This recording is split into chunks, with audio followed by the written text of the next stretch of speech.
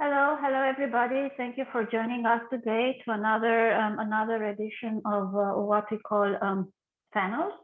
A new panel this time discussing the informal power, which is weakening democracy in Central and Eastern Europe, or put it the other way around, weakening of democracy in CEE countries through informal power. We'll start our conversation today from a paper that Edith Good, who is here with us today, has published not so long ago.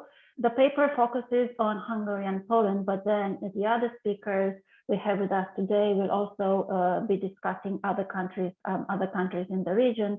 And then I hope that through your questions, comments, we'll be able to have a regional outlook rather than just focusing on two countries. Edith, thank you very much for joining us. Edith Good is a political analyst. She is now working in Warsaw, having previously worked in Budapest, where she is from, right? If I'm not mistaken, Edith.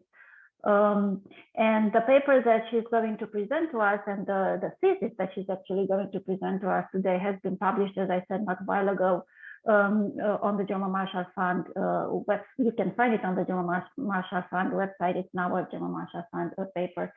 Edith, thank you very much for joining us. If you can present your paper to our followers, our auditors, in about 10 or 12 minutes, that would be wonderful. Thank you, Elena, for the very kind introduction. And I would also like to thank you and Liliana for organizing this event. Yeah, it's going to be quite challenging because it's a very complex issue, but I'll try to explain the complexity of democratic backsliding in Hungary and Poland by going beyond the legal and constitutional framework, because the EU and the international observers are very often making this mistake by mainly focusing on and trying to measure if decisions are made in accordance to the national or EU legislation, rather than questioning what is happening behind or beyond this theme. But because the problem is that democratic deterioration does not necessarily stem from the formal violation of law. And it is possible to undermine democracy in many informal ways. So before I share my key findings with you, I'm planning to step back a little bit and zoom out to show how Poland and Hungary established this laboratory of authoritarian hybrid regime. And now I'm going to share my presentation with you. Just in a minute.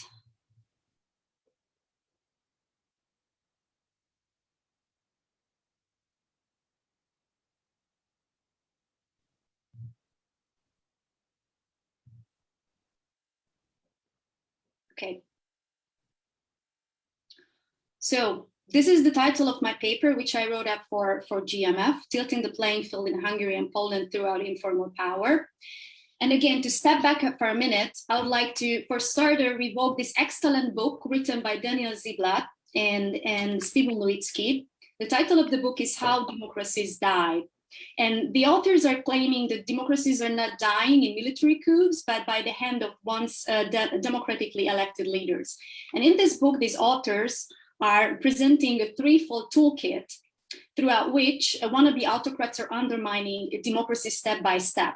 And all three of these steps would apply to Hungary and Poland to a different extent. So first, they are capturing the referees like judges, journalists, and NGOs. And in Poland, I think this is a textbook case where judges are under disciplinary hearings, and there are systemic campaigns against like communist, depicting them as communist collaboratives and so on and so forth. And also there are many like legal attacks on journalists, which became a lot more prominent in Poland recently. They also hollow out democratic institutions, and I think Hungary is leading the charge in Central and Eastern Europe from this perspective, because all democratic institutions that could restrict the government were hollowed out. And this is not my private opinion. There are robust quantitative research which are showing that there was like a lot of inaction of the prosecutor's office when it comes to systemic corruption, or if you consider the ruling pattern of the Constitutional Court, there are two main directions. They are either reluctant to make politically sensitive decisions, or their ruling is just rather favorable to the government. And the third tool is the rewriting the rules to skew the playing field. And we witnessed in Hungary that almost all components of the new electoral system are benefiting the current regime. The government amended the constitution many times, 9 times, to restrict the NGOs and sexual minorities. It actually criminalized NGOs and captured the media. And Poland is, although it doesn't have a constitutional majority, it also changed the entire judicial system under the guise of anti-communization. So as an obvious result, on the next slide, you can see, this is the Bertelsmann Transformation Index. It shows that rule of law deterioration was the most prominent in these 2 countries in the region, and that the quality of the governance has worsened the most in these countries, according to the global democracy indexes. And in the meantime, the ruling parties are dismissing the rule of law as a myth, which doesn't exist in the EU. They're depicting the checks and balances as, so to say, obstacles of getting things done for the people. This is a very strongly populistic argument that they push, that the democratic institutions are corrupt and they're not the right representatives of the right people. So what Mr. Orban and Mr. Kaczynski is doing, that they're branding the liberal notion of democracy as a Western imposition, and they're blaming the corrupt Western elite to undermine national sovereignty. And this is a very comfortable populist trick, because this is how they are trying to delegitimize the criticism, the rule of law criticism of the West. Again, by depicting rule of law criticism as a pretext, so that the West is attacking Central and Eastern Europe, because it's actually defending these traditional values and rejecting migration. So that's their false argument. And so here we have another indicative graph from Vidam Institute, which shows that Poland and Hungary are actually ahead of full-fledged autocracies like Brazil and Turkey in terms of speed of democratic backsliding. And Poland has taken over from Hungary the first position, as you can see, which, by the way, Hungary was constituted as not as an established democracy anymore, but as an electoral authoritarian regime in the EU. So despite that the EU has came up with different new tools, it still could not restrict these regimes. That's what we have learned from the last 10 years. Various doctrinal innovations came up, like rule of law framework or the rule of law report, or this new mechanism that was just recently adopted, but it could not prevent further backsliding in these countries. And the problem is, again, was that what I said at the beginning is that we cannot fully grasp what is going on in these countries if we are only focusing on the constitutional and the legal framework. Because what's happening? What's happening is that there are 2 main issues which remain under the radar of the EU, is that the Hungarian and the Polish governments are instrumentalizing the law to fit the goals of the regime. Like, how does it look like in practice? Hungary is imitating the image of this respectable rule of law country, like claiming that all the decisions are formally taken in accordance with the national legislation. And even the government is very often referring to foreign legal examples, like, for instance, like the media reform and the way how they changed the public media was following upon the examples of the British BBC. But what actually happened is that the law was instrumentalized to butcher the public broadcasting, which turned into a propaganda machine. And that time when it happened, I was an editor at the public TV. So I had a unique opportunity to follow it from within and to see what exactly what exactly happened with this reform. So again, and the second is that this decision making is very often in these countries is being removed from the legally formalized institutional frameworks. And this is exactly what creates this very highly corruptogenic environment.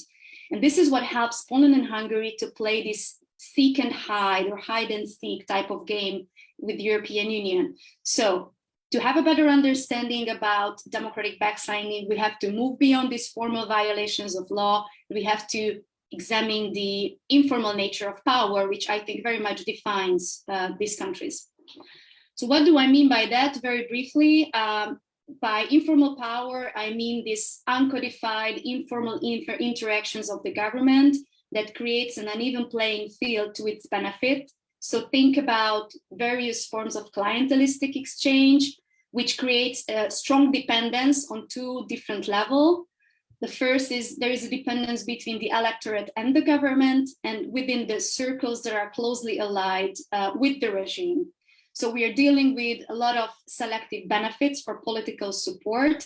And importantly, this is very often being used by the government in a coercive way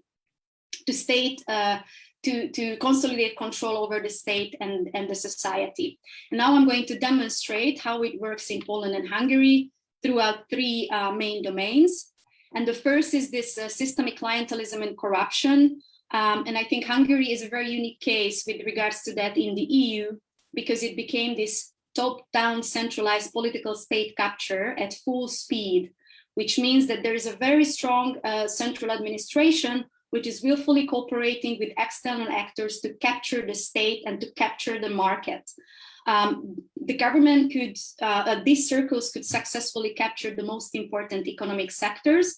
And the main winners of this model are entrepreneurs and oligarchs who are close to the government. So Viktor Orbán's childhood friend, for instance, the gentleman on a top left, he's winning almost every public procurement tender. He became the richest person in Hungary in a couple of years. And almost all oligarchs in Hungary are dependent on Viktor Orbán and the government, and who are ready to offer their assets when it's ordered. So also, Viktor Orbán's son-in-law became the symbol of the misuse of EU funds, and there are a lot of investigative journalistic reports which would show that the father of the prime minister and the brother are also gaining lucrative public procurement like tenders and businesses. These are the other two gentlemen on the picture. So this is a very exclusionary system which allows access to public procurements and EU-funded projects to a very limited number of actors who are, most importantly, loyal to the government. In Poland, this political state capture is not that much present, but systemic clientelism and political corruption is also on the rise. And the main venue of this phenomena is the ruling party. So there are no oligarchs in Poland in a classic, so to say, conceptualization, but Law and Justice, the governing party, became a quasi-oligarchical platform which is linking political and corporate power. So the country is a textbook case of informal distribution of decision-making power with Jarosław Kaczynski on top. And he consolidated his power over the power camp with distributing state political and state commercial positions. And with this, the party nepotism became very prominent in the country. There's an increasing number of close relatives and friends who have taken high-level positions in state companies, regardless of their competencies, and it all happened in a very untransparent way. And one more thing, systemic misuse of public funds is not that prominent, but there is a problem with the public tenders in this country. So Poland has the highest rate of the so-called single applicant tenders in the EU, which means that there is less and less competition in the system. And most likely, some contracts are fixed. So just to conclude this section, this is why the global corruption indexes like the World Banks or the Transparency International, they all claim that Hungary became one of the most corrupt member states in the EU, along with Romania and Bulgaria. And Poland was also downgraded on their lists. The second domain which I would like to highlight is the informal capture of the media, which is not that much surprising, taking into account that both leaders have been openly speaking about nationalizing the media like for years and to overtake the media for years. And how they did this, they involved external actors in order to succeed. So to the left, you can see these two pictures, which would show that Hungary became a schoolbook case of informal market distortion. And this is how it happened. Viktor Orbán incentivized powerful individuals aligned with the government to buy up media independent of the government. One of his helpers was this gentleman that I showed you, Lőrinc Mészáros, his friend. He and other oligarchs have bought up like many outlets on the market. And then in 2018, they deliberately donated their assets to a government-controlled foundation, which means that 500 media outlets have been centralized in this, so to say, in hands of the government, and they're parroting the same narratives of the government, as you can see on the picture to the left, both on a local and on a national level. And I think this is a primary example of how the government is exerting informal influence or informal pressure on individuals to give away their assets.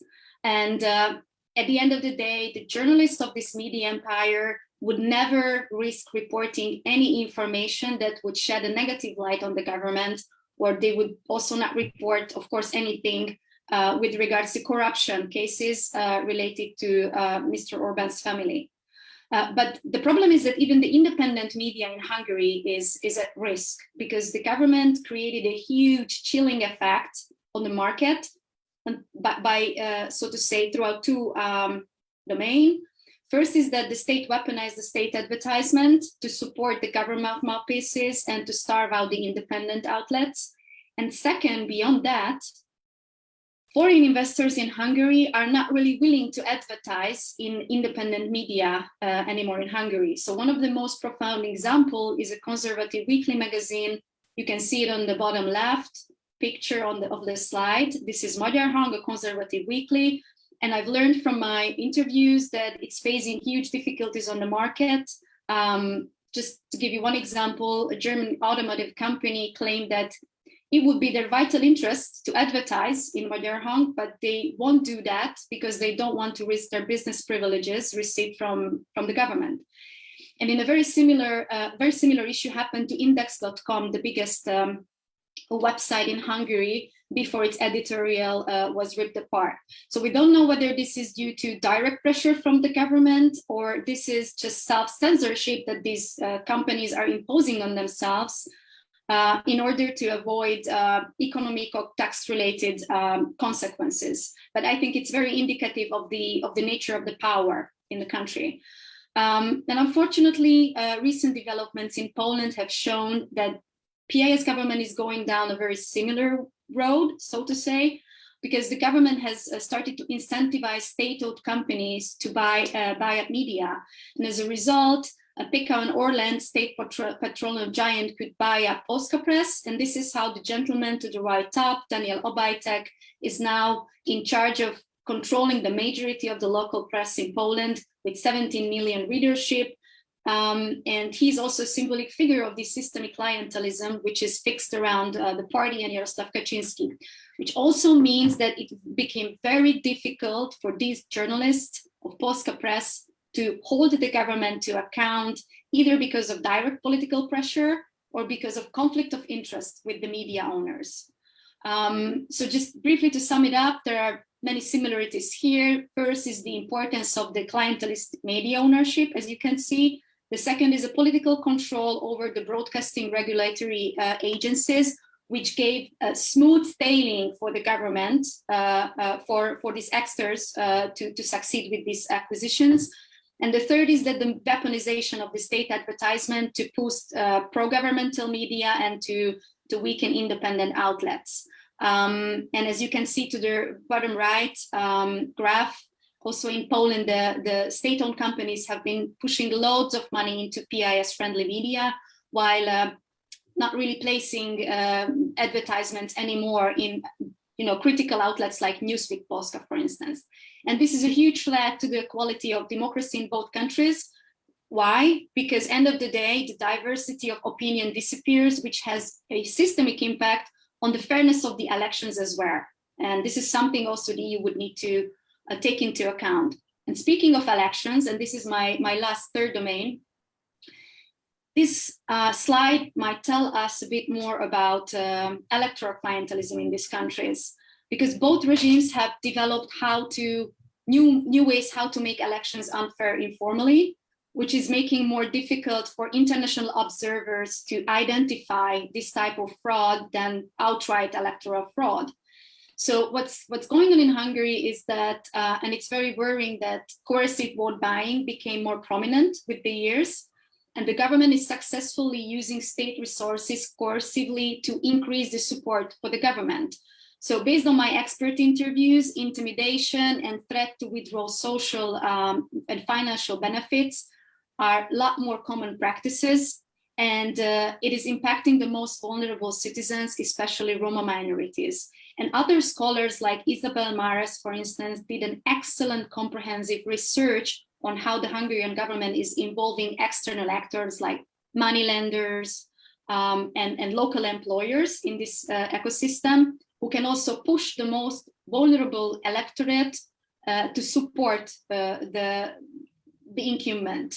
And based upon my interviews, this network is even broader than that, because Fidesz is often involving, for instance, citizens police, which is like a local unarmed police, so to say, into this vote buying procedure. So these issues are problematic because they remain under the radar of the electoral observers like ODIHR, because of their lack of methodological capacities. So they simply don't have enough capacities to figure this out, because intimidated people are just afraid to share such informations often. And in Poland, coercive vote buying is not that prominent, but the elections are not fair anymore either. And the presidential election last year was a real game changer in this regard. First of all, the government misused tremendous amount of state resources to mobilize support towards President Duda. They promised free fire trucks for smaller settlements where PIS was really strong. And Prime Minister Morawiecki was also campaigning in nearly 80 cities in his full capacity, where he was making promises to distribute public funds, and he was handing out ceremonial cardboard checks. Or another example, how state agencies were involved into this. State agencies like the Agriculture Social Insurance Fund, it has been sending out more than 1 million like letters to households in the name of President Duda, not to mention the Polish Catholic Church, which was also mobilizing huge resources.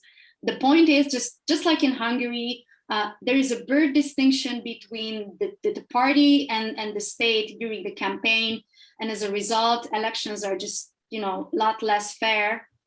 Free but not fair for sure. Edith, if you can bring your presentation to a close in about 1 minute, it would be great. So yes, we can let the other speakers comment as well. So yes, so this is exactly because I'm about to conclude. What should be a huge warning for the EU is that this is a problem. It's not going to disappear anytime soon from within the EU, because Central and Eastern Europe is really a hotbed of non-democratic type of informalities. Like clientelism and political corruption, or abusing state resources, and this media capture these are practically burdensome heritage of the communism, and other cases like Czech Republic, Slovenia, but also Romania, Malta, and Bulgaria would suggest exactly that. And beyond a certain point, these governments are untouchable for Brussels, not only because of lack of political will from the EU institutions to do something about it, but because of the EU's legal framework is not suitable to address this type of informal exercise of power, and that would require a fundamental reshuffling of EU powers, which is not likely to happen. And this is why it's very crucial for the EU to take informal power seriously. And I'm glad to share some concrete recommendations that I have how to do this. But I will just, stop here. And thank you for your attention. Thank you very much, Edith. We'll come back to the recommendations during the discussion. I'm very, very sure.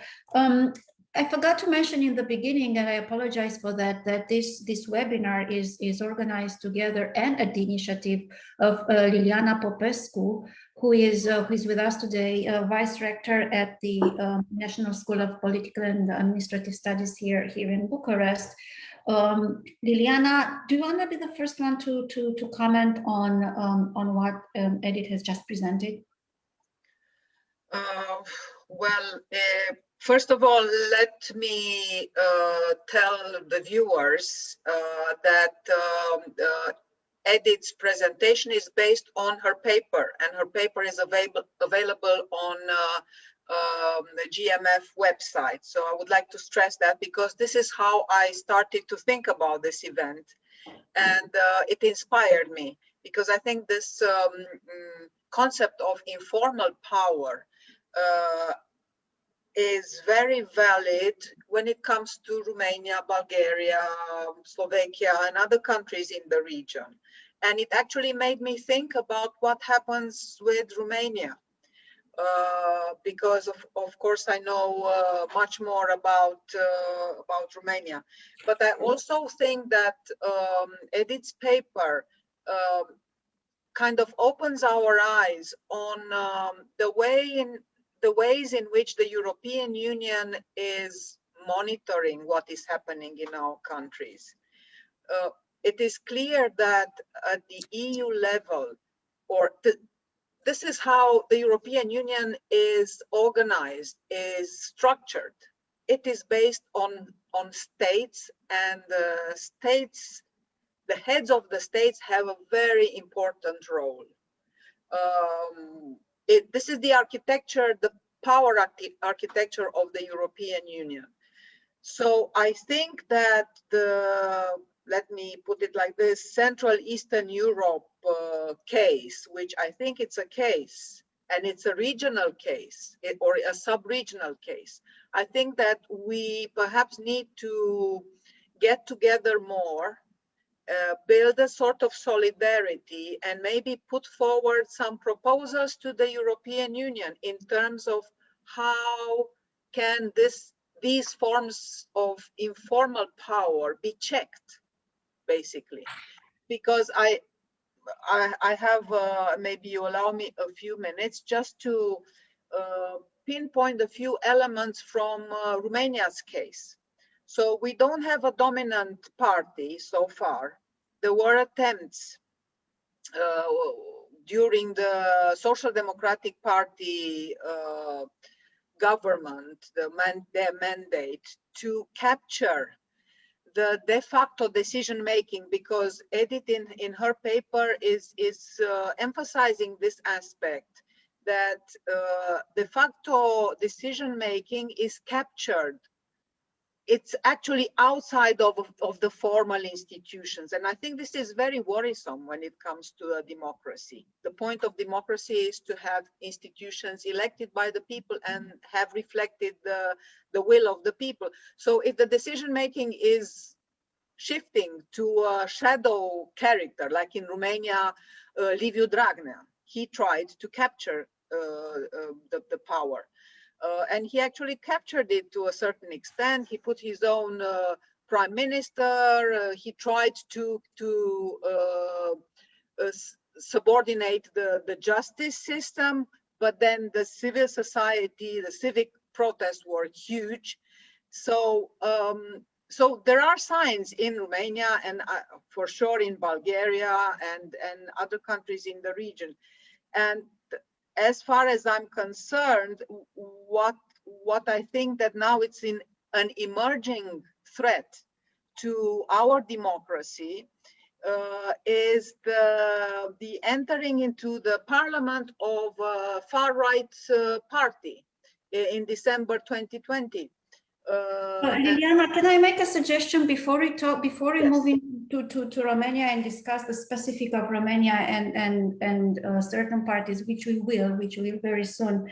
I do want to go back to keep a regional outlook, if you want. And before turning to Dumitrița to discuss her findings and her own paper, and obviously her comments on Edith's paper, I do have one general comment. Everybody talks about Central and Eastern Europe in this panel and in general, informal power in Central and Eastern Europe. Well, I do want to remind everybody that there is informal power, increasing informal power throughout Europe. Italy, you mentioned Malta already, Greece, and other countries as well. There has been attempts of increasing informal power, almost successful in United States. So it's not a CEE phenomenon. It might be easier here because of the roots, communist roots, and everything else that we brought with us, but it's not a Central and Eastern European phenomenon. So I would like to come back to this and discuss this a little bit later in the conversation. But let me turn to Dumitrița, please 10 minutes so we can then move on to Oana and then open it up for discussion. Dumitrița. Hi, thank you so much for the invitation and for organizing the event.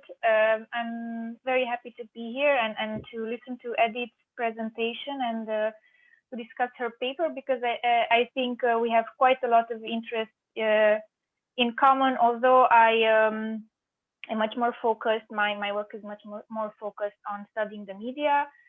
If Edith was saying at the beginning that she's interested in what happens behind the screens, I'm much more interested in what happens on the screen, let's say, when it comes to the rise of illiberalism in this part of the world. And I actually totally agree with you, Alina, that I think the rise of illiberalism, I don't think it's a phenomenon that can be discussed purely in these regional terms, and we see it all over Europe and in other parts of the world, of course.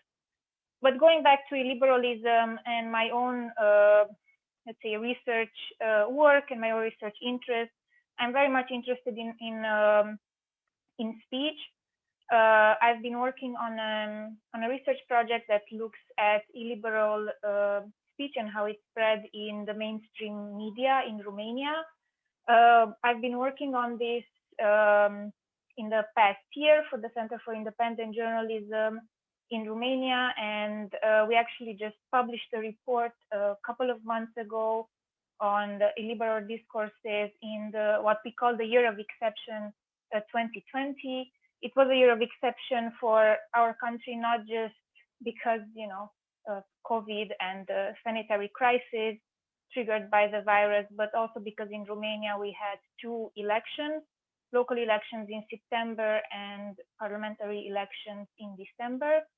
And these exceptional events are, let's say, opportunities to create a dialogue in society, or to increase certain debates in society. And what we did was to look how these ideas are, that we called illiberal speech, how this set of ideas are spread in mainstream media, and who are the main spreaders.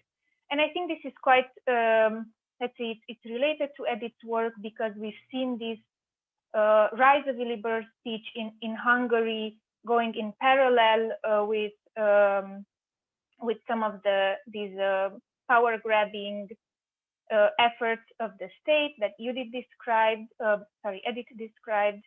And I think the rise of these ideas are very, very strong indicators of something more structural happening at the level of the state and at the level of society.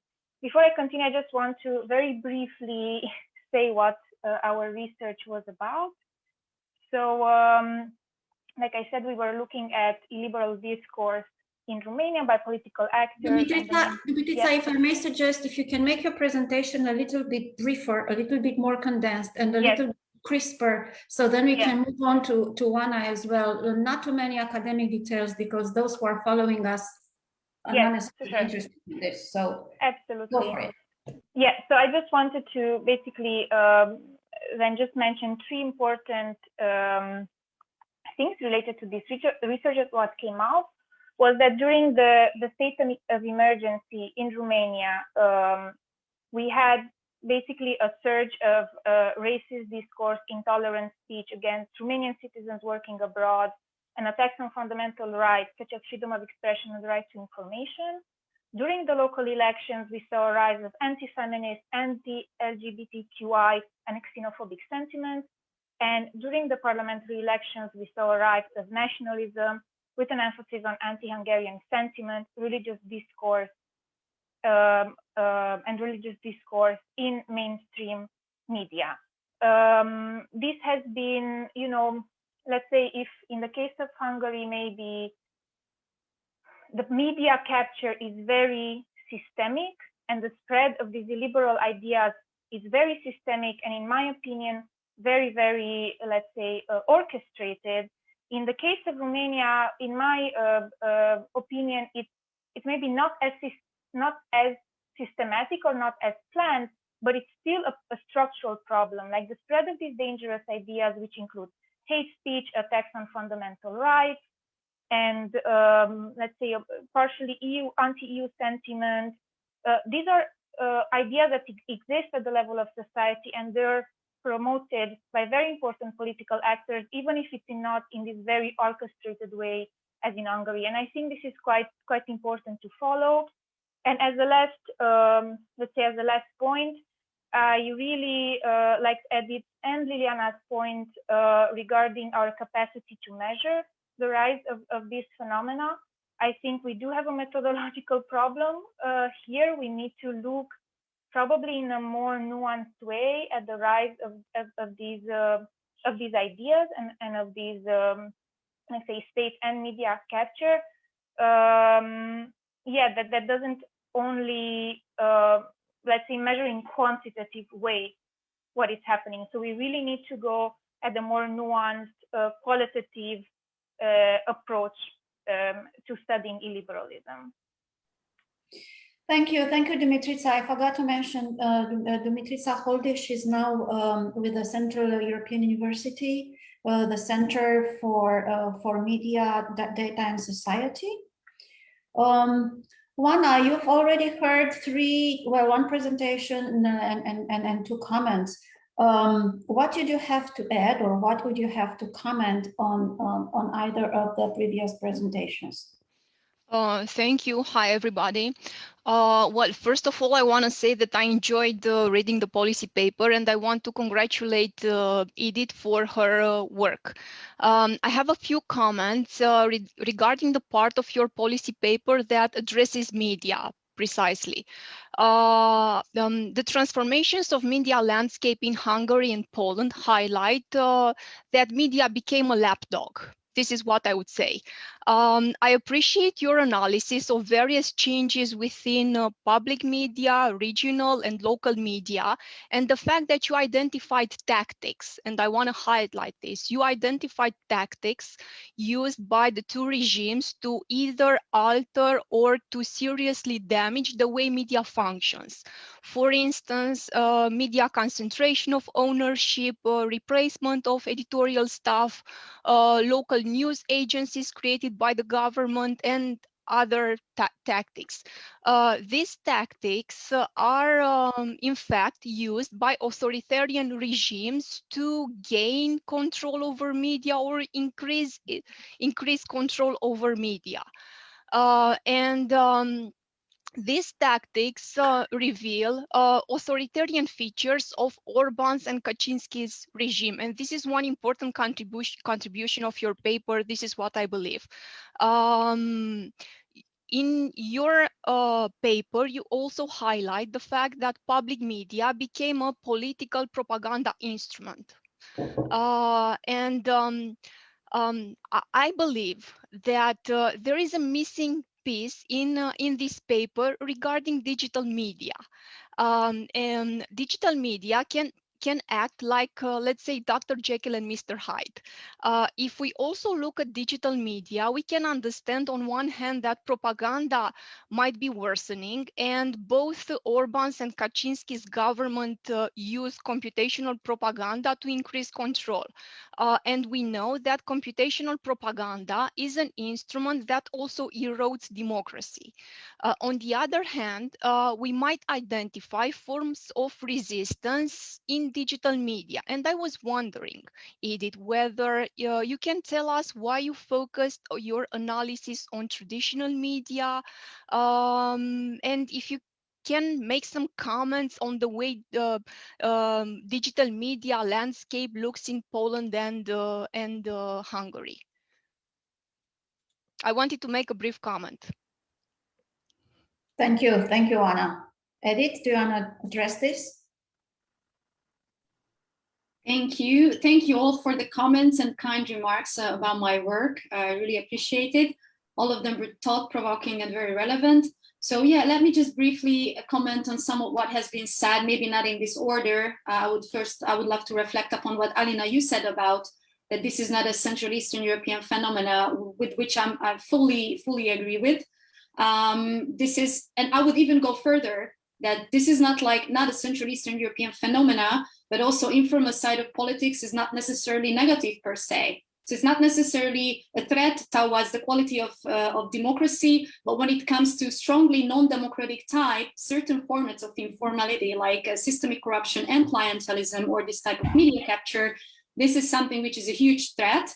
And the thing is that this is the most prominent in Central and Eastern Europe when it comes to, you know, comparison of EU member states, along with rule of law deterioration and democratic backsliding. I think this is why it's important to zoom into the region, maybe also to perhaps learn something about the broader region and the European Union as a whole. Thanks, Ona, for raising the issue of the digital media. I simply haven't zoomed into that question because I wanted to provide, so to say, a big picture about the nature of this clientelist regime, how it became centralized, and how the cronies and allies of the government have been systematically collaborating with the central administration in order to buy up and to help the government to tilt the media market or to distort it in a sense. And that's why I didn't go really into details or did a very detailed market analysis, as for instance, Dimitruta or her colleagues would do when it comes to Romania or the center she's working with at CEE. So that's practically why I haven't focused into that much. And I also, I must admit that I do not have, I haven't been doing comprehensive research on the digital media market. So I'm not sure I could come up with any interesting like findings that would be an added value in the conversation right now. But again, being said, I wanted to focus on the big picture and how the media capture would fit into the pattern of this type of informal approach of the government when it comes to like skewing the playing field per se. Thank you. Thank you, Edith. There is one question which I do have in mind, and this is a question to you, of course, but also to the other three speakers. You started briefly mentioning recommendations for the EU. I presume there are recommendations to be made not only for the EU, but also for for other governments, for civil society, for independent media, what have you. There are very many actors who could actually keep this informal power in some sort of check.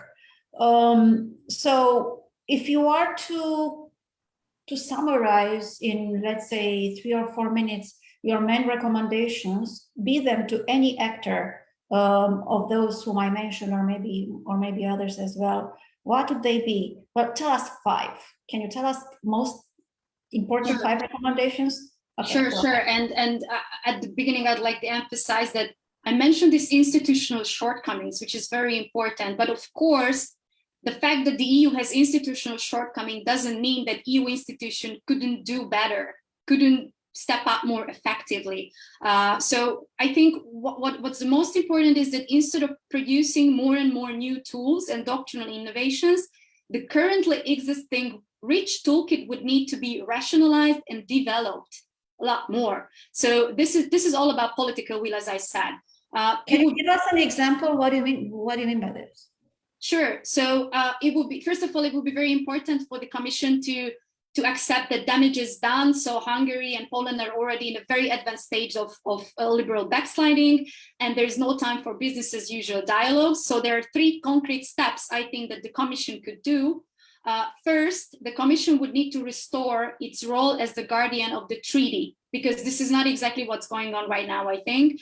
And it should bring a lot more infringement actions against these countries in the scope of Article 7 procedure. And just to get back to media, because we've been discussing it like in details here, this is exactly how the Commission would need to tackle the media capture that I just mentioned. The Commission has a huge responsibility when it comes to competition law and state aid. These are 2 angles throughout which this government have been violating, skewing the playing field. And also time is essential, so it would need to be done by implications for interim measures, which speeds up the whole procedure. And most importantly, Court of Justice, the EU Court of Justice would need to prioritize these issues in order to avoid further damage being done by the national governments. Second is that a lot more effective suspension of EU fund would be key. So we still don't know how this rule of law mechanism is going to work in practice. But there are other tools which are exactly at the disposal of the EU, which would need to be used, like the EU's structural rulebook. This is the common provisions regulation, which is about how EU funds would need to be used on a national level. And so far, the EU refrained from using it when it comes to Hungary and Poland, despite that it was used against member states like Czech Republic, for instance. And also, like, as I mentioned, there are these public procurement issues in both countries. That contracts are fixed and the whole thing is being played. The Commission can and should do something about it on the technical ground, because as also this great scholar Alina Mingu-Pipidi argued, that we have a public procurement policy in Europe. So we have benchmarks, and these benchmarks would need to be respected, but again, it would need to be used in a more effective way. And third, my very last point, and I think this is one of the most important, is that practically member states would need to increase informal pressure on autocratic member states within the Council bilaterally. And this is a huge elephant in the room. We're not really discussing that Mr. Orban could build this laboratory of authoritarianism, not only because the European People's Party was protecting him. That was a case, by the way, but also because huge member states like Germany on a bilateral level were protecting him, and also in the Council. So, as long as the Hungarian government was meeting the economic requirements of the EU and were providing a lot of strategic partnerships for German like industrial stakeholders, he was quite safe in the Council. So put it in a nutshell, a holistic approach would be needed from all EU member states, prevential, immediate legal actions, and an effective suspension of EU funds. I think that's the key. How probable is it to happen? Well, this type of holistic combined approach, yeah. Well, I would say that I'll try to be cautiously optimistic by nature, but the thing is that right now I don't really see a huge probability that this is going to happen. I mean, I think it's quite indicative of what's happening with the rule of law mechanism, and I'm really curious about your opinion about that. But for me, it doesn't seem like that there will be a political appetite to push it towards the next phase, despite that the European Parliament actually really did everything in order to sharpen it as much as possible. It seems like another toothless lion to me. Liliana, do you want to come back to the case of Romania and maybe apply some of the recommendations that Edith has just mentioned, or comment on anything that was just said so far? I think I stick with the commenting to what was said.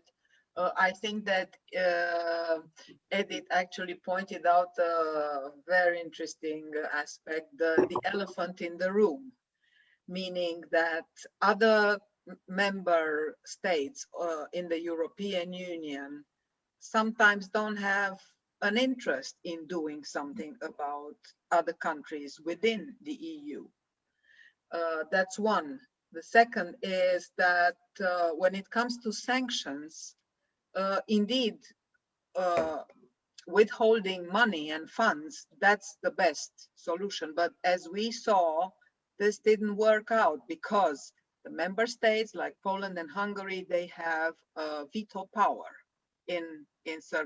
when it comes to this area. So it's a kind of a vicious circle.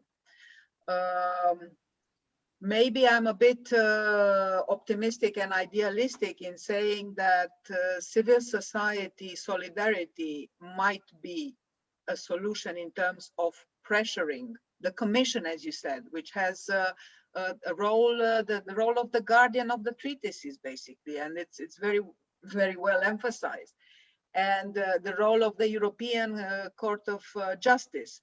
And let me add, maybe the new Prosecutor General of the European Union, who will start the job in June, and it's a whole structure there. It's not only the Prosecutor General.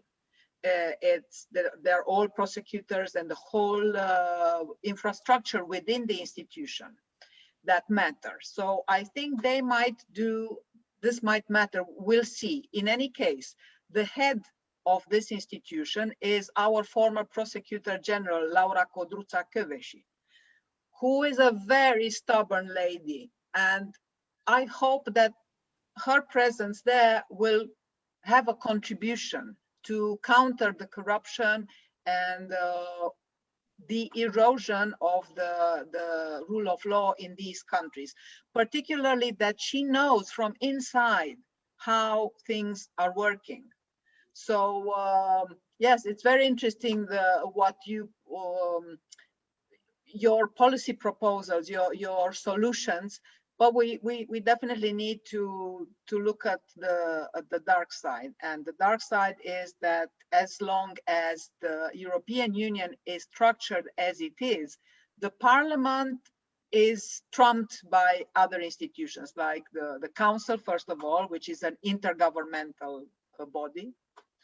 But yeah, I fully agree with this, reminding the Commission, and particularly that Ursula von der Leyen is fairly open to changes.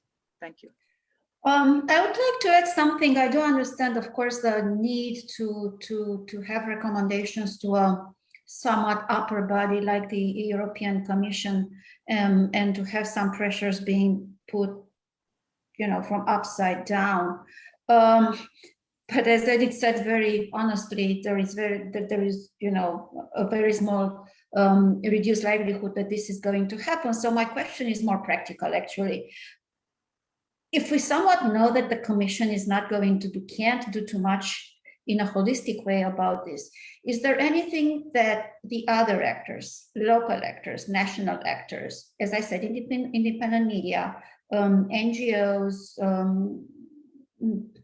honest business people, or what have you, could do anything to keep this informal power in check? They cannot probably solve the problem, but maybe they can contain the problem to a certain extent. So if we would be to talk about 5 recommendations, I don't know why 5, but let's stick with this number for now, to these local, more active actors, what would that be? Let me start with Wana and then Dumitrița, and then I'll turn to you, Edith. Okay. Thank you, Alina. This was actually I was thinking about the same question. I was wondering whether, besides recommendations addressed to EU, whether we can also include some other actors in the conversation. And my mind now goes to Poland, and I'm thinking about the wide, amazing protests that took place even during the pandemic to fight back the government's decision to impose more restrictions on abortion. And I was thinking whether we can also include in the conversation other actors that can engage in collective action to oppose the power of the government.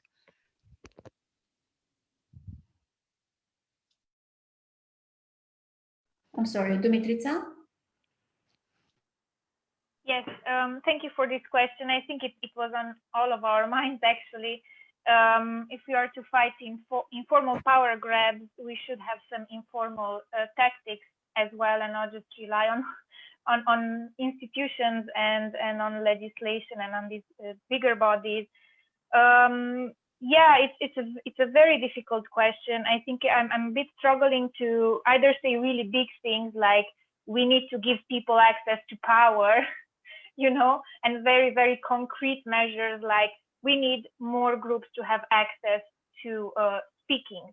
So we need more, more diversified media. We need, I think Edith mentioned, that quite a lot of vulnerable groups are affected by these power games and by the state capture. So why not give these groups access to media? I'm thinking about Roma people, I'm thinking about LGBTQI groups, open up the discussion in society and bring different interests on the table. Like if we are to fight power, we need to fight power as a more inclusive society that has a range of interests, but with we have, a bunch of interests, and we have very different resources at our disposal to make our interests heard. So I'm kind of like veering between these two, you know, having more like militant, like grand ideas as proposals. We need to be more inclusive. We need to have more equal access to power in our societies in order to counter the state and encroaching state power, because what this means basically is a concentration of power. And in order to dismantle a concentration of power, you need to basically redistribute it a bit more evenly in society. Liliana, I'll turn to you in a second. Maybe you want to add to this, but I think Edith, one recommendation which would be interesting to make to the European Commission would be to put more resources, to put more funding, to put more attention, to put resources, I said it very well, into all of these local and national actors, which could actually should, and maybe are even doing more than, you know, the Commission can do. And there's one very easy example, which, you know, I've been thinking about it since your slide with you know, election, what is it, manipulation, however you called it, where you very rightly said that international observers like ODIHR cannot really monitor, you know, the campaign field the way that it's being campaigned well, in Poland and in Hungary, or any other country for that matter. Hence the need for local observers. It's a very, very, very easy, well, I would say easy thing to do, and a very easy thing to put European resources into. So maybe that's the kind of thing we should be sort of looking and thinking about more, you know, knowing that the big game is not going to be played, to put it this way. Liliana? I would like to kind of react to what Dumitrița was saying, that there's more need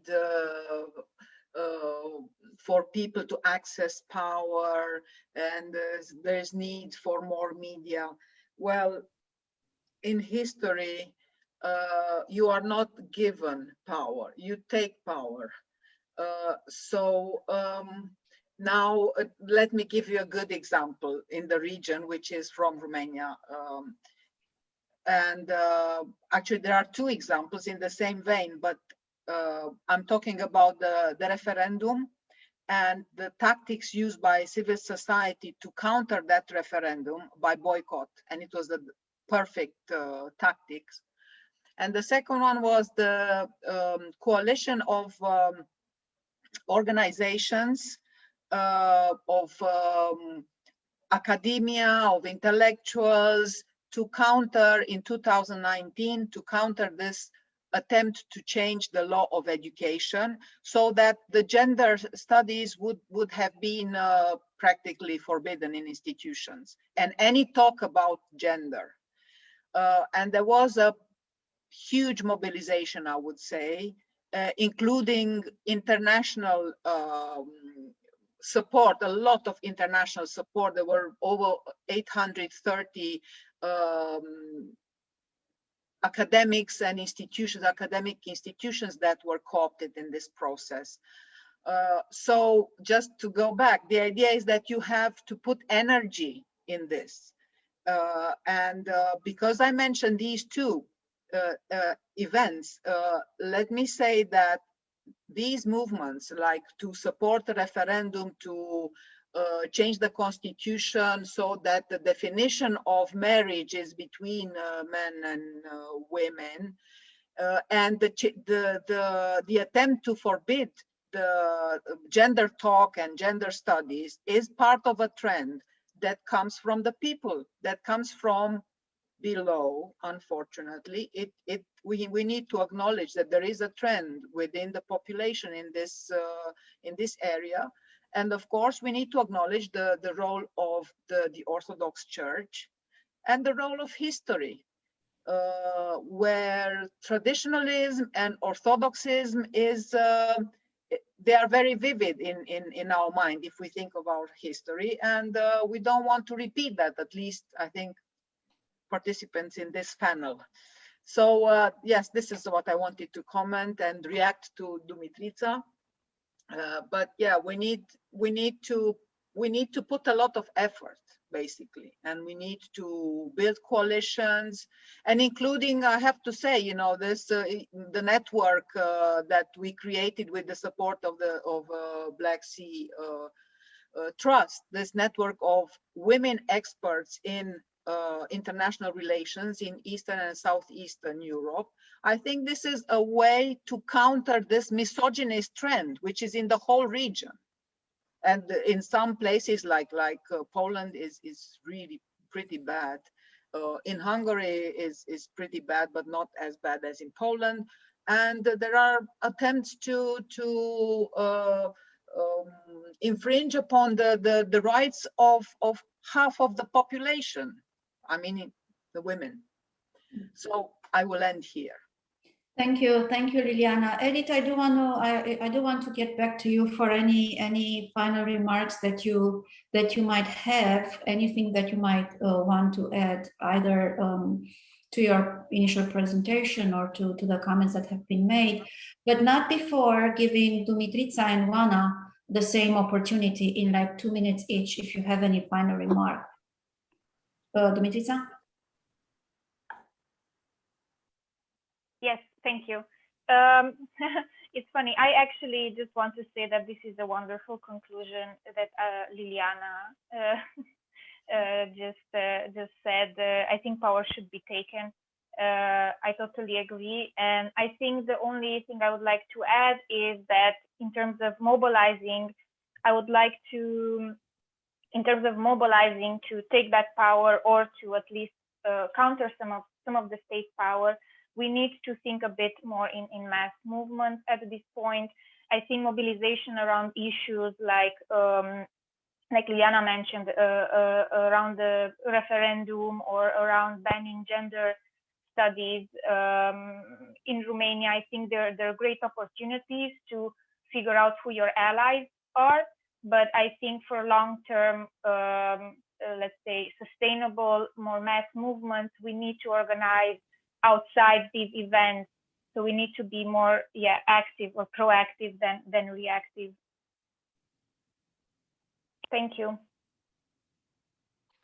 Oana, please.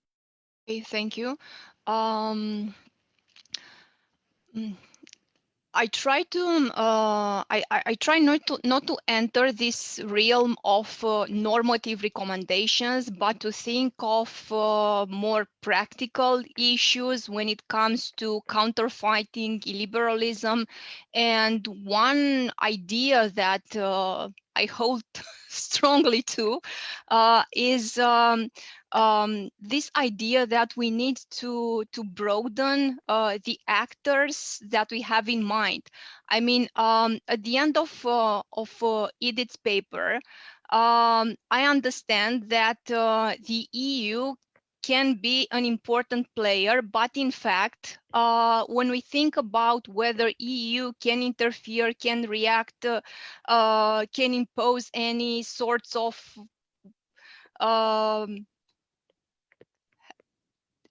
can you hear me? Da, Oana, te auzim. Nu te mai auzim. Okay, so I believe we lost Oana. Something might have happened with the internet. Edith, final remarks? Yeah, so very many important things have been raised here, and I'll try to reflect upon most of them while concluding. I think it was great and important points about how important it is to take power back. And what Oana, it's just too bad that she disappeared, but it's important what she said about the Polish resistant culture. And I think this is key, and it also provides some hope, because due to this type of resistant culture, but also importantly due to the Polish decentralization, it's just a lot more difficult to, that's what we learn, it's a lot more difficult to capture and fully monopolize the Polish state, and both politically and economically. And this is also because the multi-level governance system that it's pretty prominent and strong in Poland as a strongest heritage of the democratic transition, and so that local autonomies are strong, and the local governances are providing a strong counterbalance towards the central administration, which is in contrast to Hungary. I think it's a huge advance, And this is what actually slows down this type of authoritarian system building. And unfortunately in Hungary, not only local autonomies have been completely weakened, but also like practically the local governances have been stripped of their autonomies, not to mention criminalized NGOs. So it will be crucially important to provide them with full support financially and so on and so forth. What you mentioned, Alina, about ODIHR, I think it's very important that we have to look beyond the EU and we have to see what other actors could do. And most certainly ODIHR would need to reconsider its methodological approach. They would need to figure out how to get the proper information about what's going on the ground. And perhaps one of the best approach would be to employ more focus group discussions throughout which people who are intimidated, the most vulnerable strata of the society, or those who are, for instance, opposition or ballot counters and who have been intimidated, they would also be able to provide information to help these organizations to figure what exactly is happening. I also talked to significant watchdog organizations who are saying that it's also problematic that only in Hungary and in Italy, in Europe, it's impossible to have civic observers during the elections. This is also a systemic vulnerability. So that would be something which would need to be reflected upon by the EU to have more civil observers to avoid this type of systemic fraud. And when it comes to the opposition, because I think Alina, you also asked me about what the opposition could do on a national level. Well, that's the trickiest. And I think Hungary is the most complicated case because this is where the playing field is the most tilted. So for instance, right now, the Hungarian opposition is united and it's doing quite fine with the polls. So next year we're going to have elections and there is a slight probability that actually the opposition can take it over. But the question comes, what exactly does opposition can do with such a political machine which have been built up, strengthened, and technically it could be only undone with another constitutional majority? Because tricky enough, the government have enforced everything into the constitution. So this is like a catch-22. Even if there is an opposition or new administration shift in the government, it's going to be very difficult. But nonetheless, what the united opposition can do is that throughout the campaign, instead of participating in this very populist, polarizing cat and mouse game with the government, they would need to be laser focused. They would need to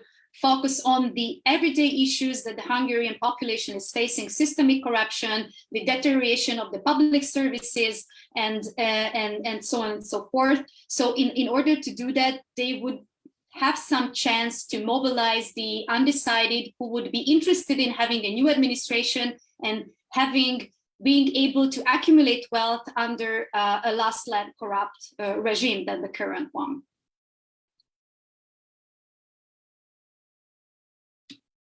Thank you, Edith. That's very, very interesting. I hope you will write a sequel to your paper, adding all of these recommendations for the local and national actors. We are looking forward to it, and we're going to host you once the sequel is written. Well, thank you, everybody. Thank you for taking part in this conversation. All the best of luck with your researches in going forward. Thank you again. Thank you for having me. Thank you. Thank you. Sorry, I was zoomed out before. I have no idea what happened. But That's Edith, okay. in your answer, you actually answered to my to my worries or to my recommendations. I was aiming to. Yes, I tried to. Thank you.